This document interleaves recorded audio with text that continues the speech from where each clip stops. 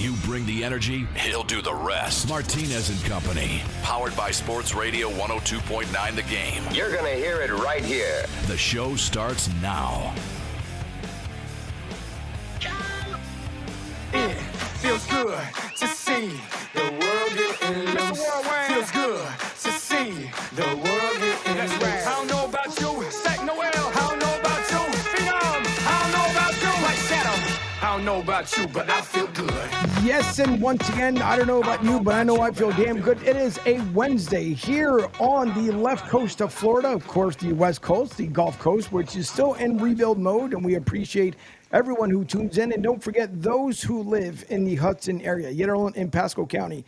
Do us a favor when Sam's opens back up, if you guys could be nice enough to patronize Sam's Beach Bar, because they took after rebuilding, they end up taking the first initial hit by Helene and then the next one by Milton. And we always want to make sure that our local pubs, breweries, no matter what it is, local businesses, Walmart, Target, those guys have the big bucks. The smaller guys, the mom and pop shops, those are the ones that we want to frequent to make sure that we get them back on their feet and back to where they're supposed to be. So we end up taking a ride over there yesterday up to Hudson and taking a look. And it looks like they're almost ready to open back up. But some of the areas that we went around, and I'll have to share the pictures maybe on Friday, where it's just they're still doing the massive collective cleanup. So don't forget to please patronize your local bars. And with that being said, I am Angel Martinez. This is Martinez and Company, of course, live here on the Coastal Sports Network, Sports Radio 102.9 The Game, and all brought to you by Broad Street South, the original company that started it all.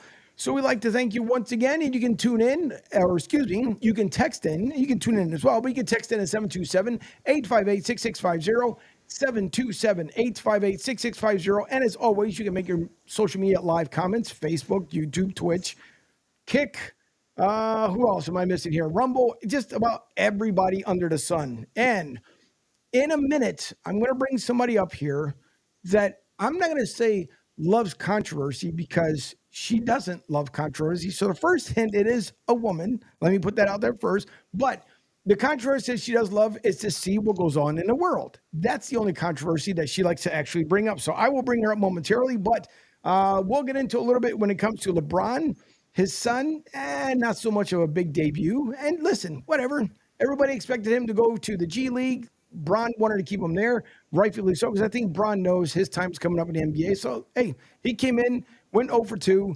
I'm pretty sure people are going to say whatever they want to about Bronny, but, you know, mini Bronny just didn't get the job done. But, again, he only came in for 2 minutes. No big deal. And we'll take it from there. Then you got the Chiefs acquiring Andre Hopkins. Will it make it a big, humongous push in order for the Chiefs to turn around and say they're going to win the Super Bowl? Maybe not. But it's definitely a good weapon to have for sure in your back pocket while the other guy stays healthy. And then also the redheaded stepchild, also known as Andy Dalton, his family wasn't involved in a car crash, but the good thing was that none of them required emergency transportation. So with that being said, now, I don't think, and I could be wrong before I bring her on here, I don't believe that anyone has ever had a one-on-one sit-down interview with this lady.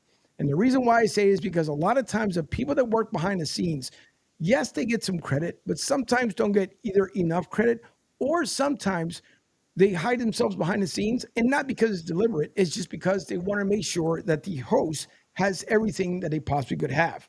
And by that, I mean, well, a lady who's been in radio now for, I don't know, I'm going to go with 100 years. I can't. But it is the lovely Miss Robin Austin. Hello. I don't think 100 years is stretching it a little, but no, actually my radio career started when I became the assistant producer on Tony's Fox show. I had really not done radio prior to that. He's the first one that really put me on the air. I was always behind the scenes. So, yeah. Yeah, that's been 16 years now. Yeah, but it seems longer. It always seems longer because it goes by so quick. That's the whole thing. I mean, I know.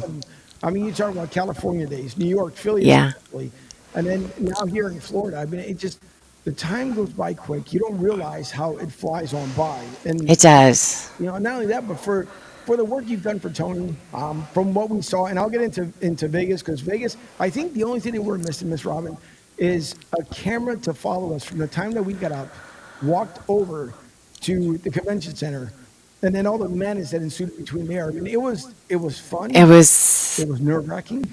exhausting. I don't think I've ever walked for a Super Bowl as much as I did in Vegas.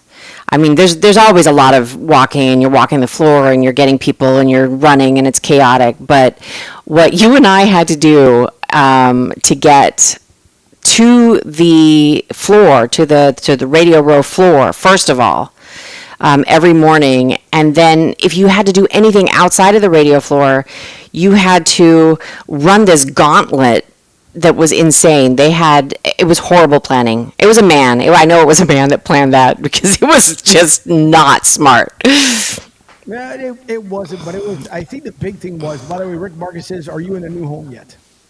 No.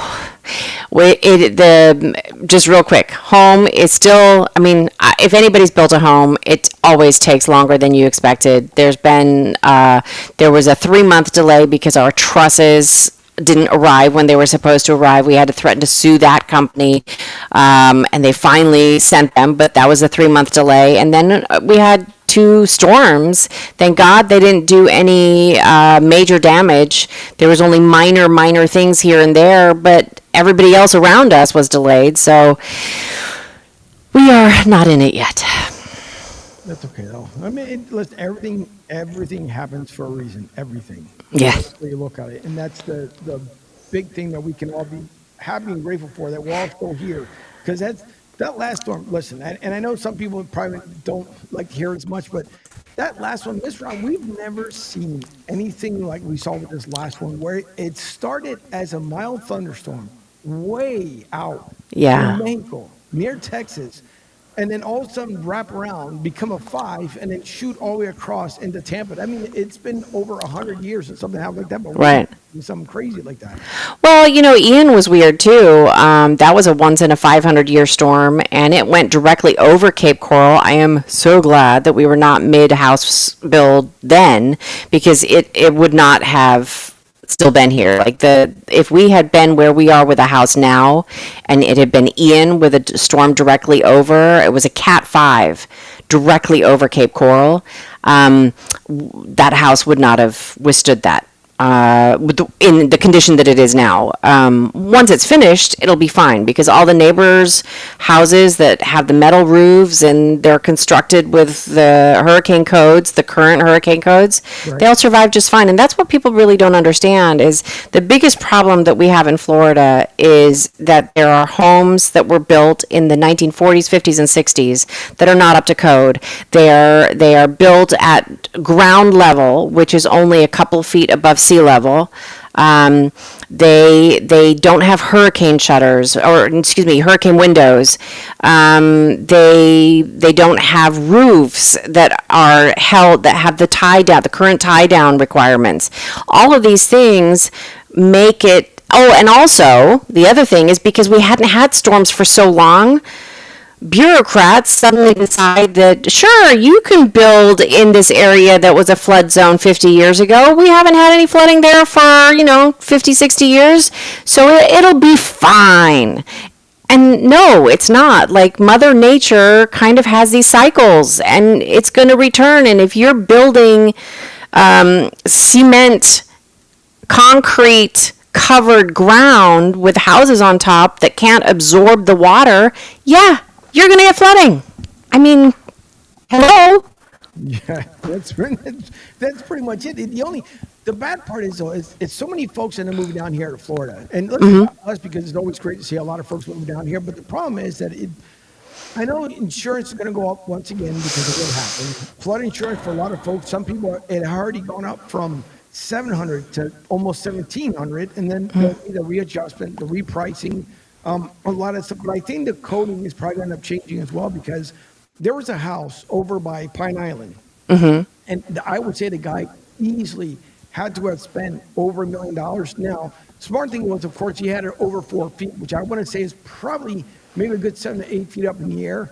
Bad part is, so he was right on the corner of the island, which the way the storms came in, I'm pretty sure that house took a pretty good ride. Right. To it.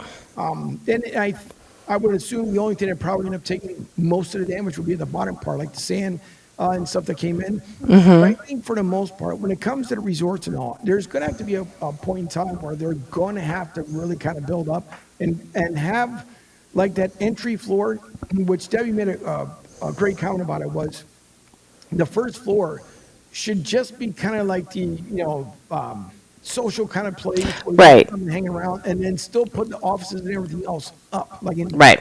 in Clearwater, there's one, I know there's a couple hotels where they have it where it's either elevated as far as so the water can't come into the lobby area. And then the other ones, they have it up to like the 6th floor. So they put it kind of like in between the buildings. Right. So that at least it's not affecting the people. Well, you look at if you go to, the Caribbean, for example, a lot of their hotels, that first floor is a glorified lobby. It doesn't have a lot of function. And in effect, everything is up on stilts. And that first floor they know that if there's a major storm, they're not going to lose out on a lot of things. It's going to be easy to replace whatever's there. And, I know that they have that down in the Keys. Key West homes usually are built up higher, other than the older ones. And that's where you run into the problem, is that now that we know better, we're building them correctly. But back in the day, they didn't really know better. And I feel horrible for these people, especially there's a lot of elderly that bought homes long time ago, and they're living in these older homes that are not up to code. And after Ian and Irma, I think that the rule became that if your home was damaged more than 50%, like if it cost 50% or more to replace the damage, then they're calling it a total loss, because the insurance companies don't want that. It's too expensive for them to have to keep doing that. If you cannot if your house is 50% or more loss, you have to bring it up to code. And a lot of people don't have the money to be able to do that. And so they're being forced out of their homes. But at the same time, you want to say, look, in Ian, for example, and I'm sure that the numbers for Helene and Milton are going to show the same thing, is that those are the people who died because they were in homes where they thought that they could stay, and then they got flooded out and they drowned you're like, what do you want to do? Do you want to allow people to continue staying like that, knowing that they're going to take their lives in their own hands by insisting on living in a house that's not safe in a storm? Or do you force them to move out because they can't afford to live in that house anymore? It's not a pretty answer, no matter how you look at it, but at the same time, I get it. Yeah. No, it's gonna suck, because that's for sure. I mean, there's a lot of, like, when we ended up taking a ride in the Hudson, I mean, the water level was higher than the car, and it made it all the way out to 19. Now, for those who know, I mean, that's a good about 2.5 mile stretch from even I'm using Sam's for example, out to 19. So that's a good ways for the water to come in. But they did say that folks living west of 19 they needed to evacuate, which a lot of folks did. Yeah. And some can't, obviously, for financial reasons, and in the way the economy is right now, they can't go out anywhere. But it's tough to see all, like, furniture, mattresses. I know. I mean, it's just like It's devastating. Yeah. It's devastating. I know the gal that lives in the first floor condo next to us, she lived in a mobile home prior to this in Fort Myers, and she lost everything in Ian.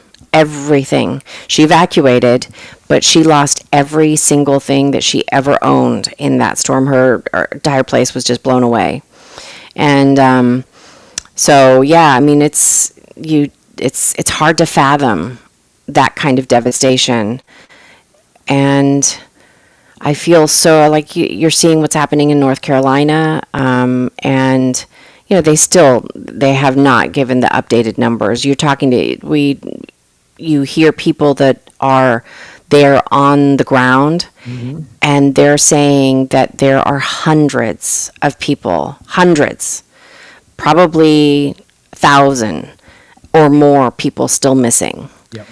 And, the news is not wanting to cover it. And these people are not getting help. I mean, I just was watching a video of these guys on horseback that are going up into the hills.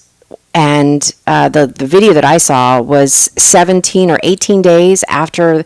So I don't know how many days it's been now since Helene hit, but 17 days later, these people still had not seen anybody from FEMA, anybody from the government that had gone up there to check and see if they were okay.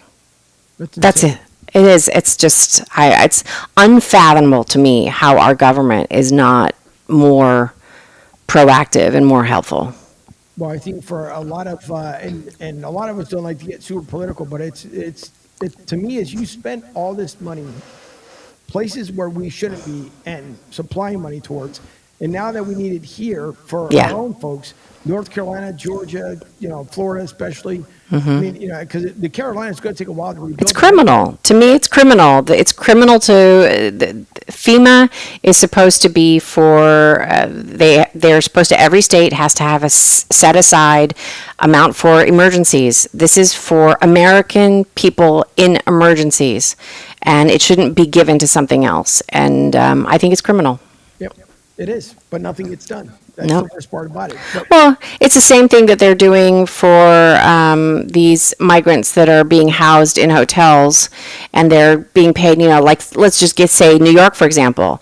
You know how much New York hotels cost. They are $300 plus per night and up. And migrants are being housed for 6 months, year, more, and you walk outside and our veterans are homeless on the street. Yeah. I mean, that's just another thing. This is unfathomable to me. it is. And it's because the veterans, that tweaks my nose, because you have, I understand, don't get me wrong, for those of us who serve, continue to serve, and those who have paid the price, it's a volunteer military, except for obviously when a draft came around, there has been one, hopefully there won't be one Right. again. But for the men and women who put themselves in harm's way, to then be taken out by people who don't even believe in what goes on in this country, it's beyond me. But again, I just hope come November 5th, everybody knows what they need to do. Just do the right thing. Yeah.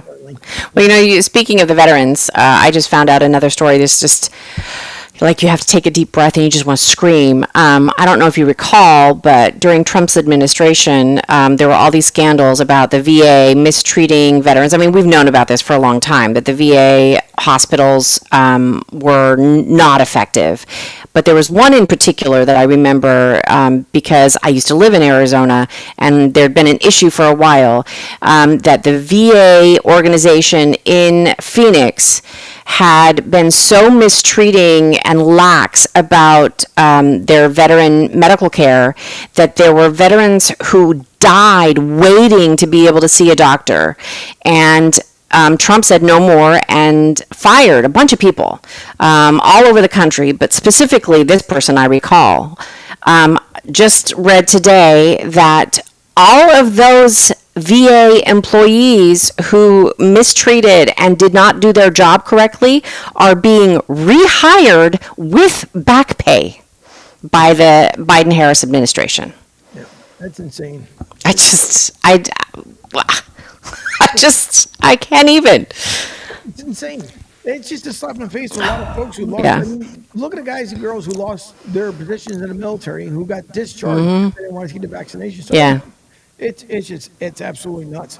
But I wanted to kind of go back, I guess, a little bit into time. We'll eventually get into Vegas. Vegas was absolutely nuts. It was fun, nuts. Everything you can possibly put in a bag and then just tie it up and throw it over your shoulder and walk home with. That's what it felt like. Like back in the days when the bums used to put a little back together. Yeah, the little boho thing. Well, what did you like? I mean, this was your first Super Bowl, Radio Row. And I'd warned you that it was going to be the most exhausting week that you have ever experienced, but it was going to be fun. Yeah. What was your takeaway from it?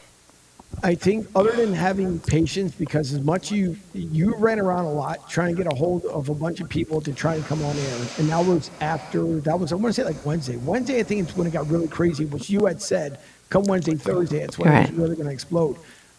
It was definitely nuts. I believe, and correct me if I'm wrong, we were the only ones up from the butt crack of dawn all the way into the evening hours, because even when everybody got there you figure what, Thursday and Friday when everybody was there, we were still the only ones, other than the one crew, I think that was, they may have been from either New England or something else, where they were the only ones because they had an overnight show.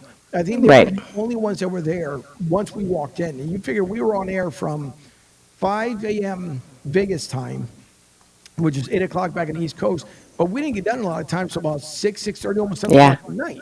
So, and it was just long days, but it was fun. It was definitely hectic for sure, because it's fast paced, and the time, I think, is something that you don't realize how quick it goes by, except for in the morning when we got the shaft when it came to coffee, because that's one thing that we all wanted. And Tony he had to go, almost 2 hotels away in order to grab a coffee for us. Who doesn't have coffee for media?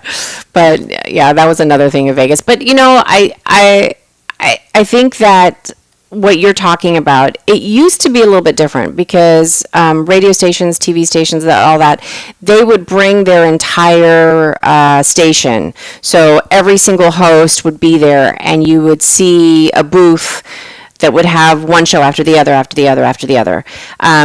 Nowadays, they only bring maybe 1 or 2 of their hosts, and so you'll see them doing their show, and then it goes back to their home studio, and they do shows, and then somebody else comes in. So you'll see an empty space for a while. Because we were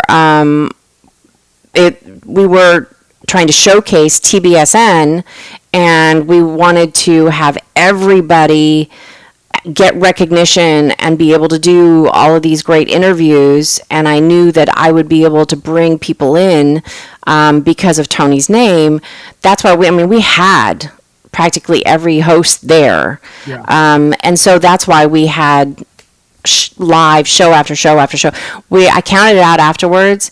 We did 72 interviews with celebrities of one form or another while we were there. 72.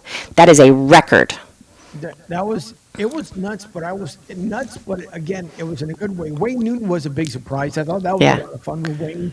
I was excited when I was able to get him. That was very cool. Because that's one person. I think that everybody truthfully wanted to really talk to him as much as they wanted to. And it was just fun when he had stopped by. I know Pete had the opportunity to talk to him as well with Tony and with yourself.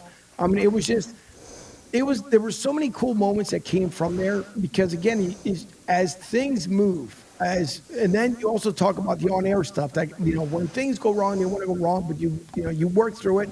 You do all the magic that's possible, and then you keep the show rolling. I thought that was the big thing, other than us getting yelled at, I think maybe once or twice for credentials, but whatever. It's just it happens. But overall, it was really a lot of fun. For the first experience, I will say I really had a great time. Other than the setup, the breakdown wasn't as bad as the setup. Yeah, the setup was. But thankfully, I'm glad that we ended up getting not only our credentials early, as you had spoken about it, to see if it was open, but then for us to haul the equipment over and then start setting everything up. I thought the other funny part was, which it's tough because before, when Tony being with the stations that he was with before, it's different when you guys just go down, you have your show notes, you have what you need, and you're up. Versus us, when we were there, we had to set everything up. But then the people he ran into the hallway, it was just funny to watch Tony transition from pushing it back to going, hey, let's go down and talk to you in a while. But that was nuts. Yeah, Tony's so unusual, because I'm sure that you've seen this now.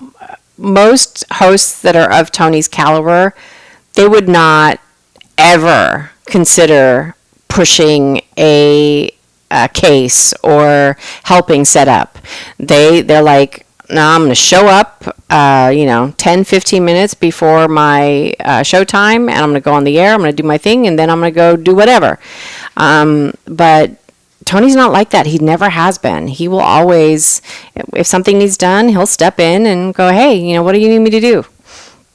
I think the best part, as Rick says, I left the whole week watching and waiting to see who would be on next. Robin was the Energizer Bunny. Listen, Robin hauled. She hauled back and forth.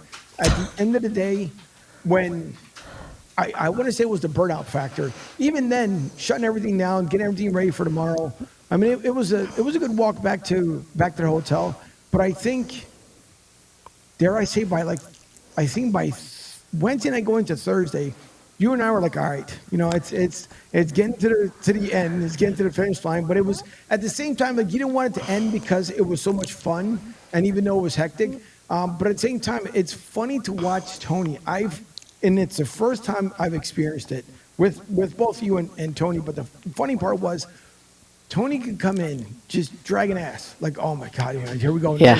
And it's like a switch. Put him in front of him. I know. You said it perfectly. Like, he is like a switch. Yep.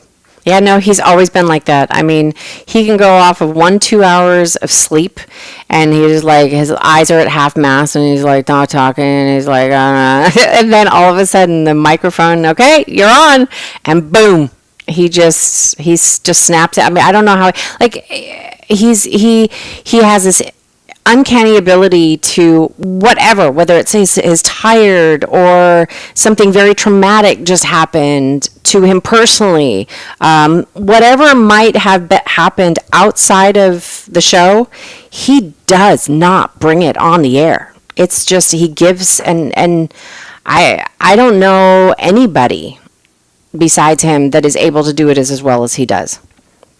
He is a workhorse. So for great example, Friday, we had half of our crew and hosts that were out sick. They caught some kind of horrible flu, throwing up, whatever, and so we showed up for Tony's shift early in the morning, early because Pete was one of the ones that was out sick. And then a couple of the other people that were in the afternoon. So Tony ended up doing the entire day from 7 a.m. to 4:30, I think we finally wrapped up. Yeah. He was on the air the entire time. And he didn't lose his voice. He was still giving it exactly 100% that he did from every single moment. And as soon as that camera was turned off, as soon as the microphone was turned off, you just saw him go, ugh. It's just done. Then we had, of course, the breakdown afterwards. Yeah. The way we did the breakdown was smart, the way it was done, because we Yeah. kind of figured, even if we decided to go back the next day to do it, which we probably could have, but I think just wrapping it all up and just being done with. Yeah. And everybody that was there chipped in and was helping put everything away. It was a good ending. It was. It definitely was. But now it was for the first one, and now, but you guys have also said too, in New Orleans, I think you guys mentioned that New Orleans was probably the most impressive radio row that you guys have done. Well, I haven't done New Orleans yet. Okay. New Orleans is coming up here. I have not been to Radio Row for New Orleans yet. The most impressive Radio Row that we saw was Houston. Houston treated... So the NFL does put on the Super Bowl week, obviously. They have a lot of input on everything. But each city, the host committee, the Super Bowl host committee, is who arranges most everything, like the layout. They have input from security and things like that, but it's wherever it's being held, whatever venue it's being held in, and the host committee makes sure that there's coffee, that the bathrooms are cleaned, or whatever it is, that they're the ones that take care of the media. And Houston took care of the media the way the media should be taken care of, because did we have time to go out and go grab lunch somewhere? No, most crew, the hosts, oftentimes they have time to go somewhere, but the crew does not. And so you don't have time to run out to a food court, or if it's nowhere near a mall or a hotel, you like if it's in a convention center, they don't have food booths that you can go buy something from.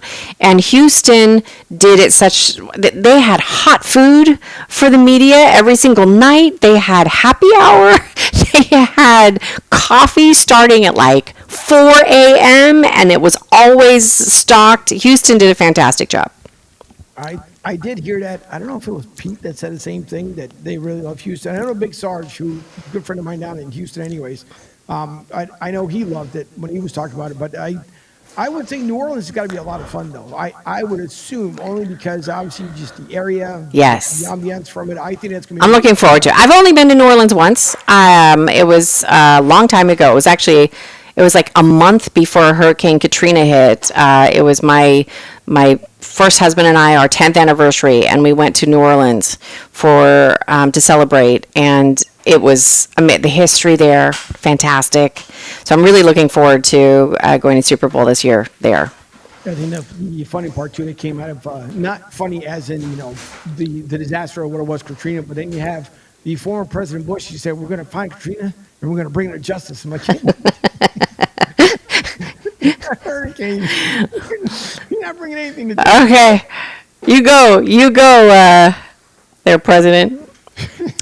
Now we have there's a lot of people checking. Oh, Penguin AZ, Duncan Dad, Rick. By the way, Duncan Dad, by the way, Fernando Valenzuela, for those from the Dodgers, if you guys have not seen it this morning, he passed away at the age of 64. I did read that. Yeah. No, Duncan Dad also said good morning. Penguin Z says good morning, Miss Robin, hermano Angel. Duncan Dad says good morning to all. As Rick had said it earlier, a little bit earlier on this morning. But the other thing which those that are not, you just mentioned obviously from your post-marriage, but you have one coming up as well, not too far, but someone ended up proposing after it was all said and done. Yeah, Tony finally proposed after 15 years of us being together. I don't know, when it's your second, when you've already been married, you had the big wedding, the church wedding, which Tony and I both had with our first ones, and you finally meet somebody that you want to grow old with.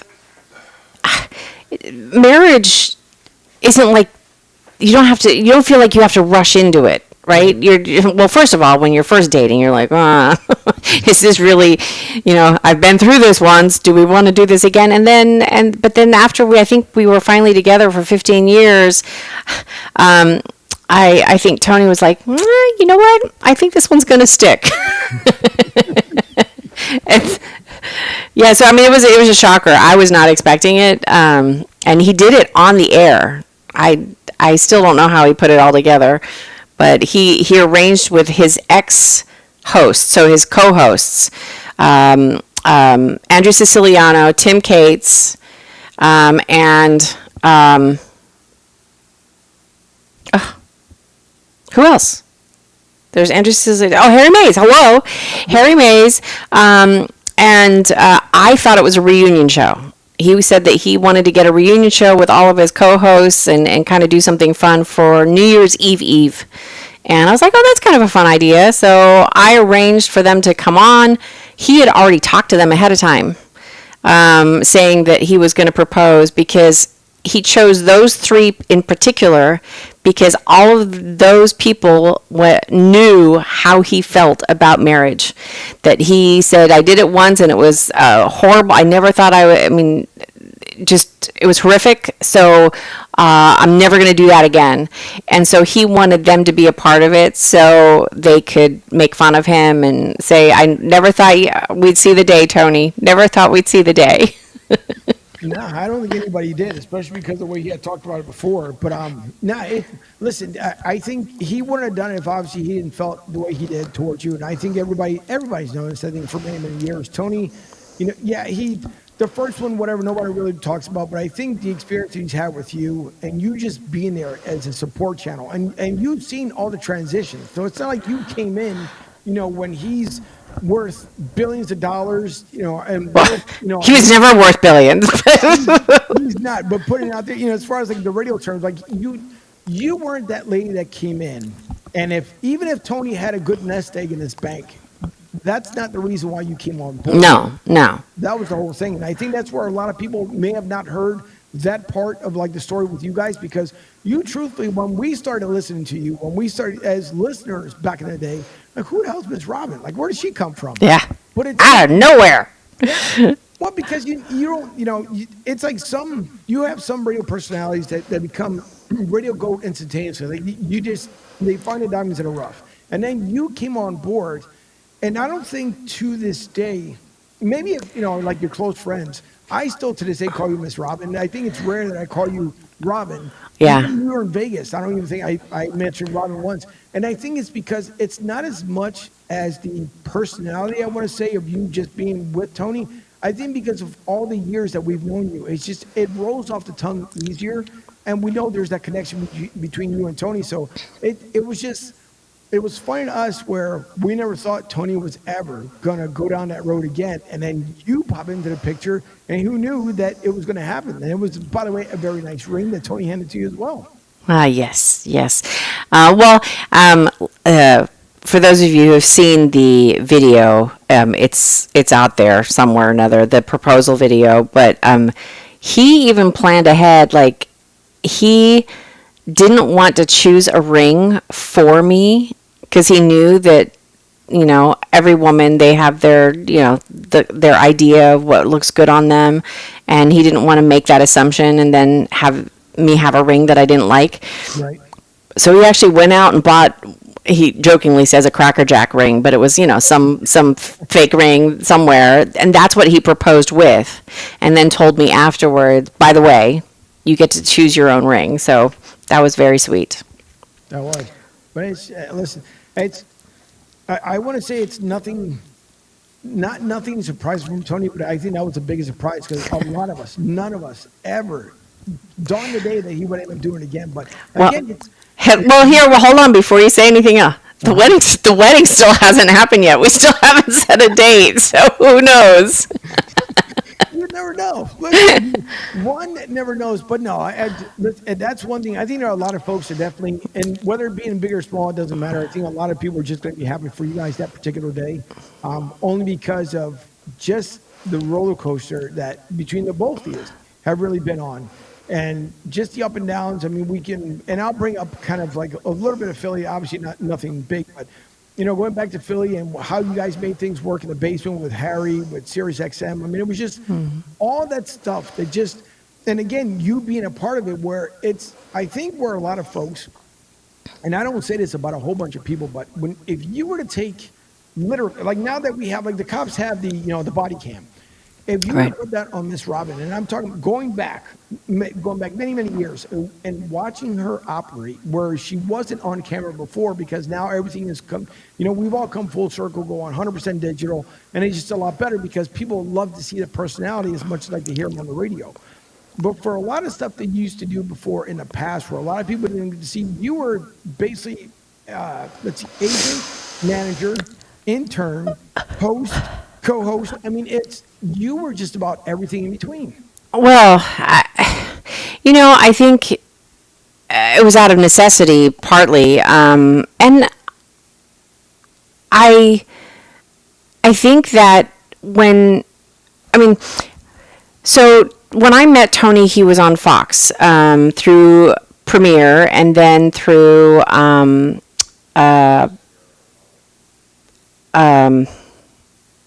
hello. I can't think of who owned them specific, but anyway, he was on Fox Sports and he was on Sirius XM, and he was, I met him just after he was no longer on in the mornings. Right. He was a morning show host for most of his career, and then he started doing nights, and that's where I came in as his assistant producer. And I had really never had experience before in radio. I had a lot of experience in management and in entertainment and marketing. So a lot of my skills lent itself to that, and I sort of fell into it because I was helping out with special events through the radio station. Like when he did the Pump Foundation dinner, I would go in and I would help bring in celebrity guests from the red carpet directly over to him. There was a couple events like that. And then when his executive producer got fired, and Tim Cates took over as executive producer, Tony and some of the other people were like, Robin, you should apply because you're really good at it. And I did. And I was able to bring over all of my skills into that. And then Tony started putting me on the air more and more. It was actually Jose from Norristown who was the first one to start calling me Miss Robin, and it kind of stuck. Everybody now calls me Miss Robin that has met me through the show or from the if they know me from on air. I think that when the various places that Tony started working after that, there was always some void because there's not the big staff that there used to be. So I just started helping out here and there, and then when he started doing his own show via podcast, we didn't have the money to hire somebody to do it for him. So I was like, okay, let me see if I can figure out how to do this. And that's sort of how I've been wearing all these different hats. And here we are. Yeah.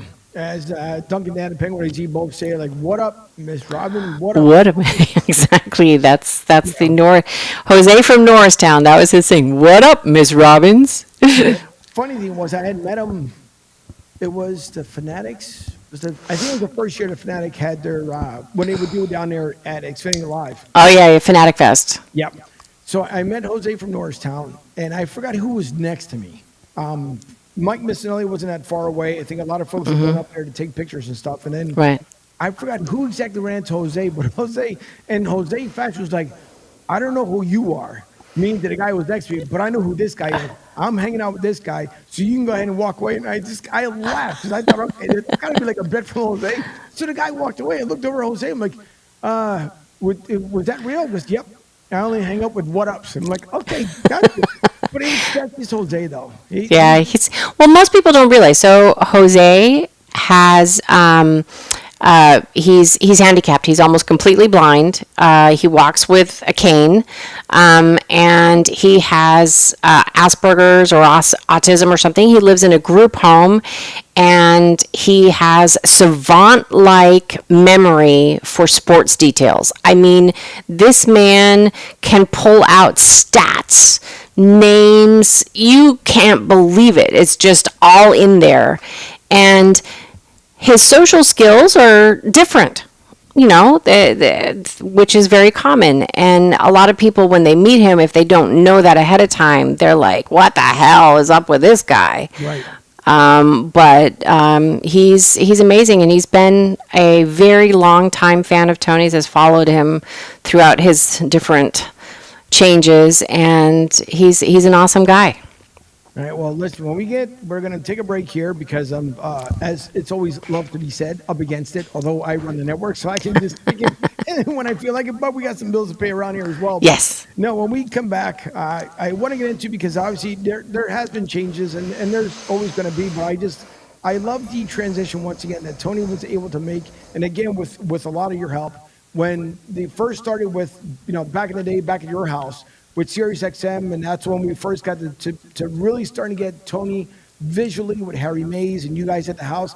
And it's funny because if you looked at the set that you created down there in the basement, you would think otherwise, because how the cameras were perfectly angled, it was almost like it seemed like a very long studio setup, if you know exactly what I'm saying. It wasn't that big, but the way it was sold, it was done nicely. So we'll get into that as Penguin AZ, before going to the break, says, we got hockey action, yo. Yep, same thing from Jose from Norristown. There's so many that we can come up with. I'm pretty sure he would have his, if there was a segment, and then who's our other guy? God almighty, does all the archives. Jim from Cheltenham. There you go. He's another one. And it's funny because no matter what show that you and Tony have on, no matter what it is, he's got something lined up and prepared. It's amazing. Yep. It's amazing. But those are people who loved and cared about, Mm-hmm. both you guys. And I think it's when you connect with your audience for many, many years, people never forget. And listen, Tony, God bless him, was he still alive?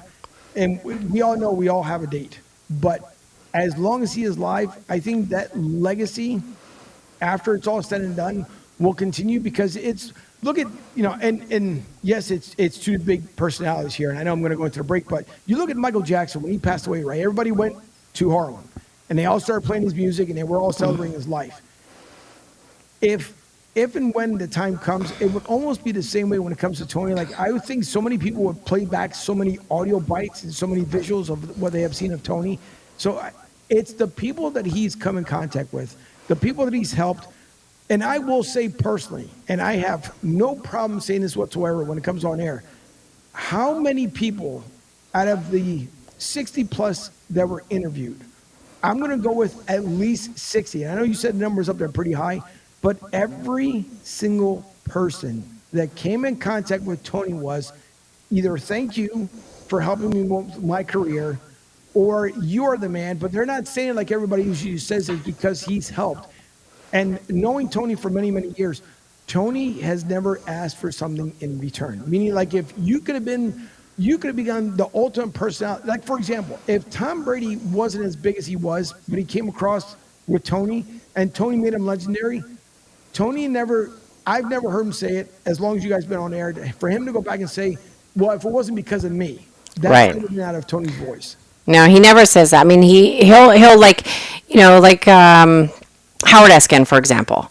Howard Eskin used to be Tony's board op back in the way back days. And Tony started, he would use him on the air every now and then. He would never even, it doesn't even occur to him to say, oh, well, Howard wouldn't be Howard Eskin if it hadn't been for me doing blah, blah, blah. Because it's not true. Like, yeah, he gave a break, but Howard had his own talent and his own thing that if it hadn't been for that, even if Tony had put him on the air, he wouldn't have been anything, So it's the fact that he always recognized, Tony has a very good ability to recognize talent, and he gives talent a platform, but he would never, ever think of even possibly taking credit for the talent that they already had. Yep. No, you're right. And that's one thing, I think that was the fun part. Like you hear people saying when you get the call, and I'll tease it there when you get the call, and then we'll talk about it like after the break here, because that day was for me personally, it was a lot of fun. So I'll talk about that after the break as we get a lot more conversation here from Miss Robin. By the way, Gas Pump Guy earlier on said, good morning, great guest, I love it. So I want to make sure I brought up his comment up there as well. And then Duncan Dad, of course, he said relationships matter, and it's true. Listen, one thing in life is if you burn bridges, you don't know when you're going to have to either A, rebuild that bridge if you can rebuild it, or you burned it because of a choice. Every morning, you wake up, you make good choices, bad choices, whatever you want. But if you burn bridges and you continue to burn bridges, that road will never lead back to where it was before. That's Correct. where I'll end it at that. So we'll go into the break here. Don't forget, you guys can call or text into the show at 727-858-6650, 727-858-6650. And you can make the live social media comments like Penguin AZ and Duncan Dad, Gas Pump Guy, and Rick Marcus, as we always like to acknowledge everyone who tunes in. So we'll be back, second hour of Martinez Company. Miss Robin joins me today. We'll be back right after this.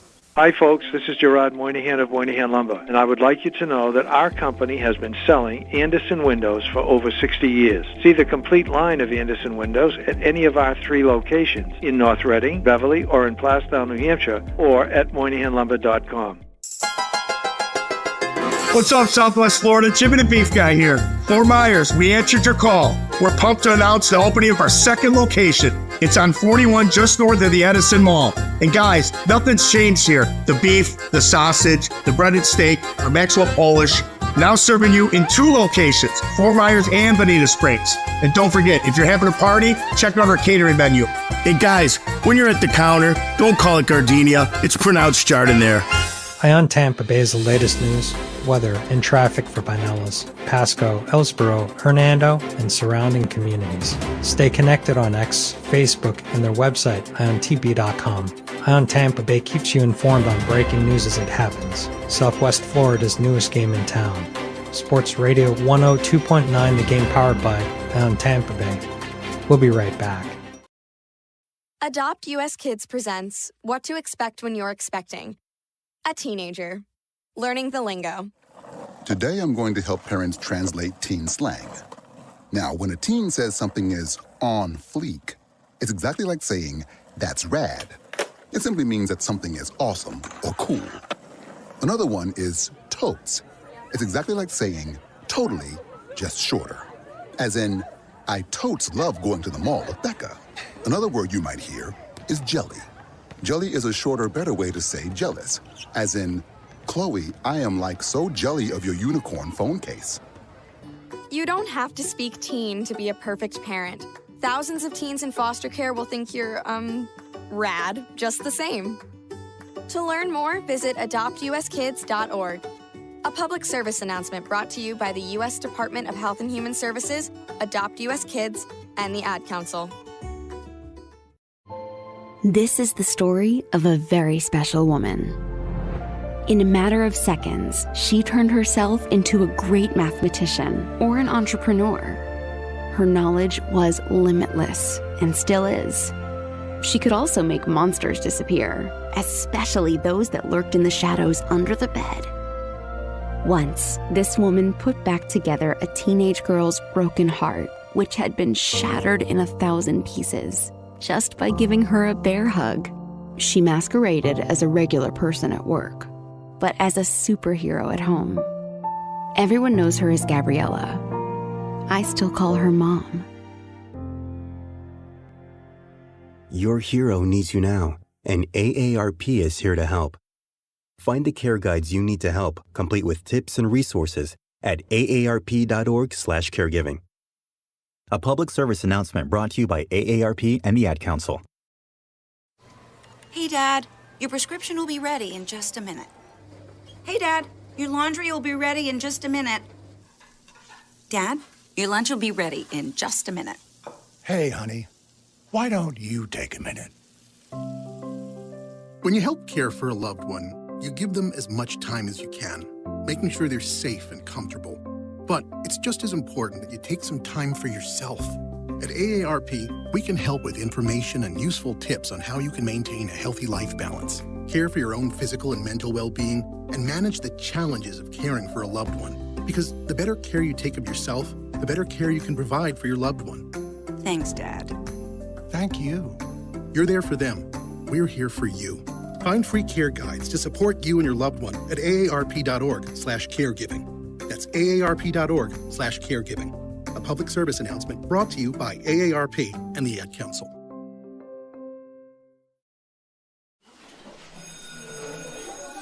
All right, class, let's hear what everyone did this weekend.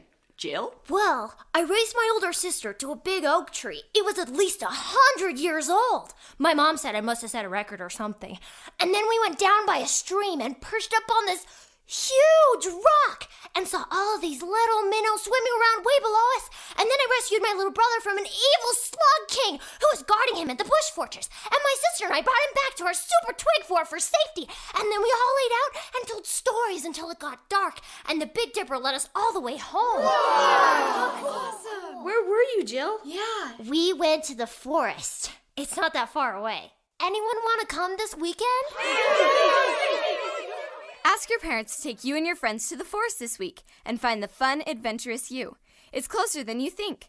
Check out discovertheforest.org. Brought to you by the U.S. Forest Service and the Ad Council. Don't just follow us on the socials. Call or text the show 727-858-6650 and let us know what's on your mind. Now back to Martinez and Company.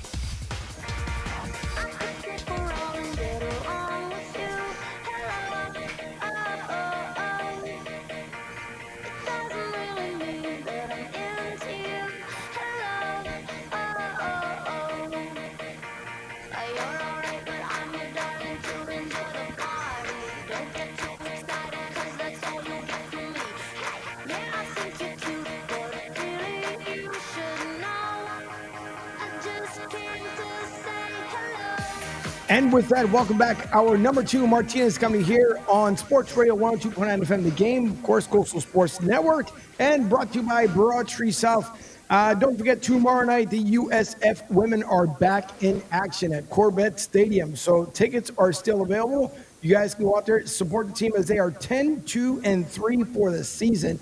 And I'm going to say it again. I believe goalkeeper of the year should go to Senorita Galak. And if you guys have not been out to a game yet, this team is definitely on fire, and you should see them later on, hopefully in the postseason. A handful of games that are left before the season concludes, and then basketball season starts for the men and women.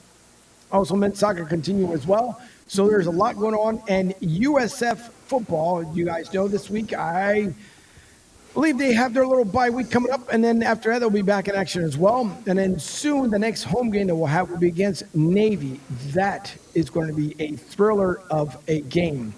Gas Pump Guy says, when you put good energy out, you get it back twofold. It's like you, Angel, giving a regular construction worker a chance to talk about his team on air, and I thank you for that. And Gas Pump Guy, that is no problem whatsoever, because, again, it is about opportunities for sure. And Mike Fuji, who tunes in as well, says, what up, Angel, and everyone, happy hump day. I'm dancing to the theme of Jimmy the Beast. Yeah, salute. It is a catchy tune, but as we welcome back, of course, Miss Robin here from Tony Bruno Media, Tony went from Tony Bruno Radio to Tony Bruno Media, correct? Well, after TBSN folded, under no choice of ours, we couldn't use TBSN anymore. So we went back to Tony Bruno, because Tony does much more than just sports. Right. He is now regularly on WPHT in Philadelphia in the mornings. On Wednesday mornings, he fills in on a regular basis. So most people, there's a lot of people, unless they've heard him say this before, don't realize that Tony was not always a sports journalist. He started off, he went to college for political science. So he was very interested in politics and news way back when, and segued into sports because he realized that at the time there was a niche that wasn't being fulfilled and that it was growing. And so that's how he got into sports, and then became one of the best at it, and was able to go national. And I think if he were still in the position where he was on terrestrial radio, I don't even know if, I think that sports radio has changed terrestrially. On terrestrial radio, sports radio has changed enough that he's like, I don't enjoy listening to sports radio anymore on terrestrial radio, because it's not fun. Like he said, what used to be fun is no longer fun. It's just the same thing over and over again. And there's so much other stuff that has been brought into sports radio that, you cannot listen to a regular terrestrial sports station and not be politically preached to from one way or another. He's like, that's not what sports is supposed to be. Sports, if you're truly talking sports, it should be an outlet from all of your other worldly troubles. You should be able to escape into having fun with sports. That's what sports is supposed to be for people from all, whether you're a CEO or you're a blue-collar worker and you are rooting for your team, that's an escape from your everyday life. And they have brought everyday life into sports radio. Who wants that? So I think if Tony were younger and he was still, doing this every day and he needed to work as a job, I don't even know if he'd want to be on sports radio the way it is right now anyway. That's how come he created TBSN, because he wanted to bring back that kind of fun environment. Yeah, and it was for the guests you guys had on, and every guest, and it was funny because some of them went to go say something kind of like they would start something else. Can I say that? I'm like, we're not regulated by the FCC, so you can say whatever you want. Yes. And I think that was because we got to hear a lot of personalities, even including Linda Cohen, who her conversation was so much fun because we got to hear a side of her that you normally wouldn't hear on air. And it wasn't like she was being outlandish or saying something obviously would get her in trouble. It's just that she was able to be her. And I think that was the fun part about listening into TBSN, because you're right. You had a lot of folks that were able to come in. They were able to share stories that they normally wouldn't be able to share on air whatsoever. Right. And I think that's definitely the better part that Tony brought out from a lot of people. And then, of course, the nostalgia in it with some folks that we haven't heard in years, and you guys were able to bring them back. But no, it's just, it's, everybody, there's the...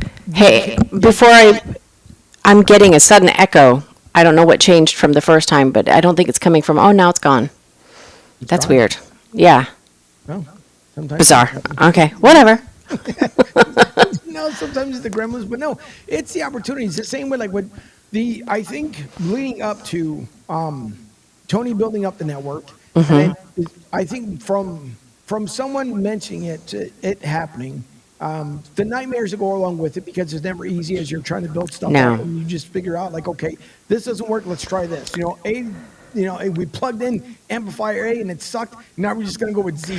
Well, I think here's the problem that we had with TBSN. So we have to back up to when we did it with SiriusXM. When Tony did with Harry, he reconnected with Harry Mays, and we created a show for them that we were then able to put on SiriusXM, and then it was on Sports Map Radio, and we were all over the nation. And we started April 1st, 2020, which was that first year of COVID when we just had gotten through we just started the lockdown. I don't know if you recall. And there were no sports. And we had already been in discussions and negotiating with getting the show on SiriusXM. I mean, it didn't just happen overnight. I had been putting this package together for a long time, but Tony, because of his bad experiences before with people kind of stabbing in the back, he's like, I want to do this on my own. And so this was an independent show. Sirius didn't pay us. Nobody paid us. We were getting paid through the advertising that we got. And so I put together a package, and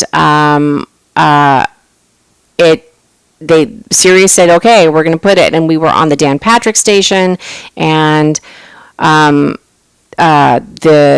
Steve Cohen, the program director, executive VP of programming, sports programming for SiriusXM, kind of jokingly said, if there's anybody that can do sports radio when there's no sports going on, it's Tony Bruno. And so we launched April 1st, and from the very first week, we knew we had something special, because the numbers of people that were calling, that were coming in, like, oh my God, I can't believe we're having Tony Bruno on again. This is amazing. And Harry Mays and him clicked right back together again. It was just fantastic. And unfortunately, even though we were exploding, we suffered from cancel culture. That, if you recall, it was during the height of the BLM movement. There were demonstrations everywhere. The George Floyd stuff. I mean, there were riots going on everywhere, including Philadelphia. And Tony, off air, had been getting more political. And that was unacceptable to the woke mob. And so he had angered somebody on Deadspin. One of the journalists, and I say that very loosely, on Deadspin had done something. Had gotten into somebody's face. I don't even know if you remember Washington, D.C. There were riots. There were people that were sitting outside at restaurants because it was during the summer. And they were getting in people's faces, forcing them to say Black Lives Matter. And this one particular couple was trying to stay out of it, and they had water thrown in their face. And I mean, there was something else. And Tony said on his Twitter, he's like, this is ridiculous. Of course Black Lives Matter, but all lives matter. Well, and he said that in response to a video that this Deadspin journalist had posted. Well, of course, that was unacceptable. And Tony got a bunch of hate stuff from there that was then reiterated. Okay, that was like on a Friday. Or then on Monday, over the weekend, if you also recall, basketball had just started up again, and they were all down. The NBA was down in Orlando in the bubble. They had created like this bubble for all the NBA players so that they could play games, and ESPN was down at Disney, and there over the weekend there had been a series of poking fun at LeBron with photographs showing him reading. And he was always reading, like every single photograph that they showed of whatever book he had been reading just the first page. Like you never saw him in the middle of a book. The photographs or videos were always just him the first page. So people were making fun of it. And also there had been an interview with LeBron in the locker room where he was supposedly reading Malcolm X, the book. And once again, he was walking by reporters with just the first page. And one of the reporters asked him, "Hey, LeBron, I see you're reading Malcolm X. I read it. What's your favorite part?" LeBron was not able to answer. He made an excuse and did something. So on Monday, there was all these memes and all sorts of things that were coming out joking that LeBron obviously can't read, or they were kind of like doing this stuff. So we did that story. We do stories. It was a story that was all over the news. So we did this story on the show, and Tony was kind of poking fun. We go to commercial. During the commercial break, LeBron came out on social media that he, because there was another riot, another something that happened in, I forget where it was. It wasn't Atlanta, but there was something else that happened, another shooting, and LeBron immediately came out and blamed the police officer for shooting without any evidence whatsoever, no backstory, no nothing. And Tony came on after the commercial break, and it was so you have to think of everything in order that happened, right? He came back after the commercial break and called LeBron out, saying, "It's very irresponsible, LeBron, for you to use your platform with everybody that you know and everybody that follows you with the height of riots and the tempers and everything that's going on. You should wait until you have all the facts." And then he sort of flippantly said, "But I guess you don't read anyway," because of what happened before. Right. So you can see where his mind was kind of, and he was trying to make fun of it, even though it was a serious topic. Well, that statement where I guess LeBron doesn't read anyway, or can't read anyway, I forget exactly how he put it, which was jokingly based upon what had just happened before the commercial break, that comment was then used by that same Deadspin reporter who already had a problem with Tony, and he wrote a devastating hit piece that started off with, you can see how serious of a reporter this guy was. Radio scrotum, this is the headline, Radio scrotum says all NBA players can't read. Oh, wow. And then the very first line of the article was F you, the full word, F you, Tony Bruno, and then it went on from there. And the next thing we know, we're getting death threats, or Tony, everybody that was involved was getting death threats. They were going to firebomb our house. All of the the sponsors were getting threats, and then SiriusXM, without even listening to the actual tape of what Tony said, they said, we have to pull Tony's show. To not give him the fair chance range. No, I do.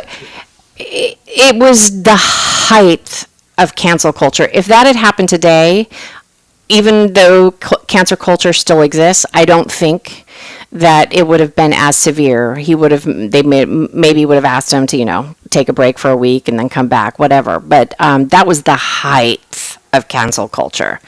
And corporations weren't taking chances. They're like, we can't afford to have people against us. And so it was a sort of a domino effect. So even though we had the number one show, it didn't matter. See, and okay. So, and it's rare. Let me get first of all to Joey B's comments, because Joey B absolutely loves you guys. Joey B says, "Good morning, Angel Miss Robin. Ski season has started officially here in Colorado. Enjoy your palm trees and sand," which he did say it was going to start snowing out there in Colorado. Miss Robin on the show this morning is epic. Thank you, Joey B. He was saying sorry for what you were just talking about here. Yeah, no, it was devastating. It was devastating because it was a project that I'd been working on for 4 years. Nobody thought that I could put together, that we could put it together an independent show, because you always need, you need funding. And the fact that I was able to do it without a lot of funding ahead, we put in our own money to buy equipment and things like that. And Joe Krause, who was one of our partners, he put in money. We lost a lot of money because of this, because we had just signed a DraftKings, a $500,000 DraftKings sponsorship. Yep. And it was devastating. And that's one of the reasons why I want to bring you on today, is because a lot of the stories, and this is where I know people get involved in different takes, different things, and I want people to understand exactly how this all went down, because not only that was then also, let's not forget, Tony's Twitter account was also scrubbed. Yep. Yeah. Yeah. And I think that was the big one for a lot of us. Like, wait a minute, where the hell did Tony's account go? And it was like, nope. Yeah. That's done too. And yep. You're talking about, and it's not like Tony had, and Tony will never brag about this. Let me put this out there as well. It's not like Tony ever, he was like, but my millions upon millions of followers, it wasn't anything like that. It was just because you knew there was an entertaining tweet that came one after the other. Whether it was you, whether it was Tony, everybody it was a funny thing. You knew that Tony put something out there. There he goes again. And then, of course, there's always the sports that goes along with it. But yeah. I think that was kind of like the big one. Joey B says, nice to hear Miss Robin talk without being interrupted by Tony. LOL. Thank you, Joey B. I'm so glad that somebody else points that out. You need to have your own ASMR YouTube channel. Oh, what would I do for ASMR? I don't know. I'd have to do something, I don't know, like, because for those of you who don't know ASMR, it's like it's sound. There are certain people that will they are either turned on or very calmed by certain sounds over repetitive sounds. Yeah. So they're like yeah, like that kind of thing. But the some of the ASMR is a little more erotic. I don't know what I would do. Joey B, what would I do for my ASMR channel? And I don't know if I could do something for that long. Just one sound after the other. I don't know. But yeah, no, that was hard. That was really, that was very devastating, because that was the first time that Tony's reputation suffered, right? That this was, and he had no way of defending himself, because Twitter immediately pulled his account, because this was before Elon purchased it. So the woke mob had control of that as well.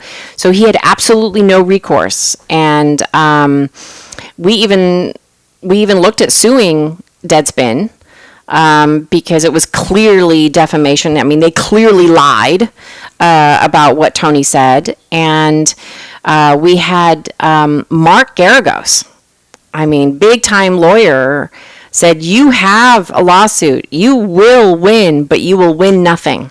He said the reason why is we would have had to have done the lawsuit in Philadelphia. And he said, Philadelphia is one of the hot spots right now. And he said the sad reality is that you will not get a fair shake. It would have to be a jury trial. Because that's what the other side would insist upon, and they know that the jury there, they would paint you as this horrific racist, and you cannot defend yourself when somebody accuses you of racism. How do you defend yourself other than saying my entire career? Look at I've never discriminated against anybody. One of his best friends is Michael Irvin, and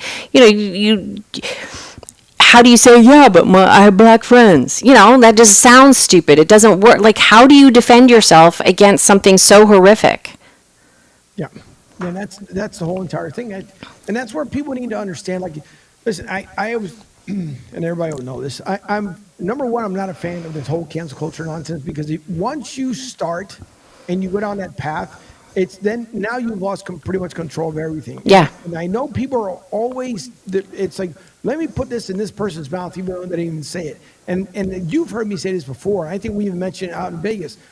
I've never in my lifetime had to talk shit about anybody, because it'll always come out when they do it themselves. And people know. When people, and truthfully, if we really go back in Tony's time, for as much stuff as Tony has said before, and I don't mean like something like outrageous, like he's never said something so drastic that will get him off air, but when he's viewed and shared his opinions, even when he was on The Fanatic, there was times where people would just be like, oh my God, can he just, could he not say anything? But Tony being Tony, stay truthful to himself. So for me, the whole thing with the cancel culture, and a lot of companies have suffered because of it, because they listened and they thought they were doing the right thing, and they've lost millions, if not billions of dollars. And Bud Light being one of the bigger, major ones to this day.